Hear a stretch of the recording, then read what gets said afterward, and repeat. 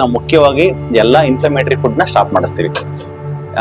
Inflammatory food ಅಂತಂದ್ರೆ ಏನಂದ್ರೆ ನಮ್ಮ ದೇಹಕ್ಕೆ ಅದು ಹೋಯ್ತು ಅಂದ್ರೆ ಅದು ಕರುಳನ್ನ ಒಳಗಡೆ ಇರತಕ್ಕಂತ ಇನ್ನರ್ ಪದರ ಏನ್ ಮ್ಯೂಕೋಸಲ್ ಮೆಂಬ್ರೇನ್ ಇರುತ್ತಲ್ಲ ಅದನ್ನ ಡ್ಯಾಮೇಜ್ ಮಾಡಕ್ ಸ್ಟಾರ್ಟ್ ಮಾಡುತ್ತೆ. ಆ ಫುಡ್ ಡ್ಯಾಮೇಜ್ ಮಾಡಕ್ ಸ್ಟಾರ್ಟ್ ಮಾಡಿದ್ಮೇಲೆ ನಮ್ಮ ದೇಹದಲ್ಲಿ ಇರ್ತಕ್ಕಂತ ಏನು ಊಟ ತಗೊಂಡಿರ್ತೀವೋ ಆ ಊಟ ಬಂದು ಲೈಕ್ ಅನ್ಪ್ರೊಸೆಸ್ಡ್ ಆಗಿದ್ದು ಅದು ಅಬ್ಸರ್ವ್ ಆಗುತ್ತೆ.